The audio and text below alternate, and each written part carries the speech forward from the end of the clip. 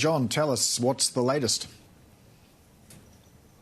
Sure. According to Japan's meteorological agency, the tsunami has started to hit parts of Japan, beginning in Hokkaido, the main northern island, and the Pacific coast has been affected. The warning has gone for most of the Pacific coast of up to 3 meters in height for the tsunami.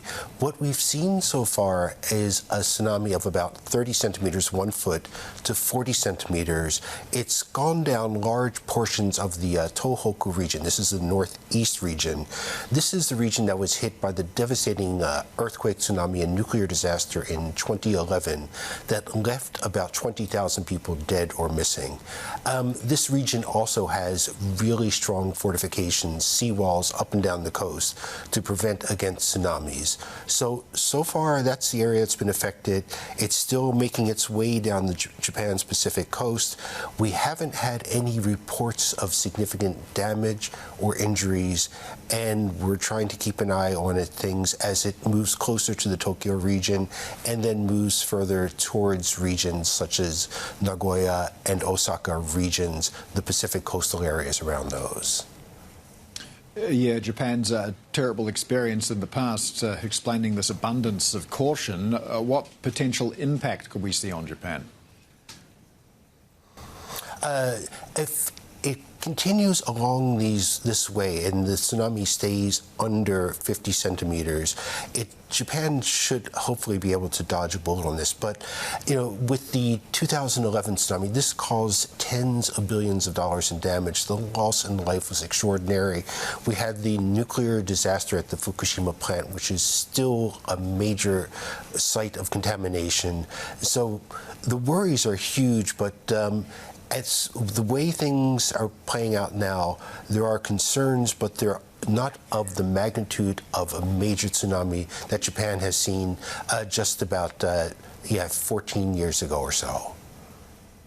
Yeah, you and I both covered the 2011 tsunami that hit Japan. What lessons were learned from that? How's Japan's response so far measuring up? Because I remember in the case of Fukushima, it was later revealed that the backup generators for those reactors were in the basement, perhaps not the brightest place to put them. What other changes were made? We've seen some of the changes being implemented quickly with nuclear power plants, some of them shutting down operations, suspending operations. We've seen these seawalls that have gone up, the safety concerns of what is above and below sea level when it comes to these backup facilities. And the caution that is there is abundant on the coast. And if you're in the area, like the Tohoku region, if you're just a person, you'll see signs on the coast about how far you are above sea level, 3 meters, 5 meters, so you know where to go if you need to evacuate, where the higher ground is and where you are.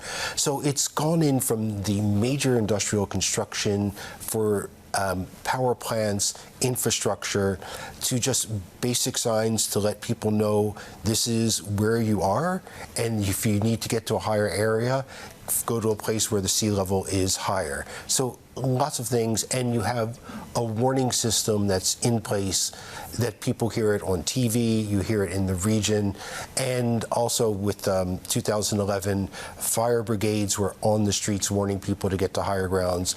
Often these firemen lost their lives trying to get people to get out of the region as they went around their various areas, warning people about what was coming. Well, it's been approximately 4 hours now since that first earthquake. Can you tell us what we've seen and what we might expect in terms of other aftershocks, and how long it's going to be before the all clear gets given? I don't know how. In the all clear, maybe sometime. The aftershocks seem to be quite large. Japan's broadcaster, national public broadcaster NHK, showed some footage from Russia where the footage indicated damage to structures, a tsunami in some places, and given the magnitude of the earthquake, something of this size produces a lot of aftershocks for several days. So we're not in the clear yet. We can expect probably some more seismic activity, and I'm not sure when the tsunami warning and advisories will be lifted, given the threat of aftershocks from this quake.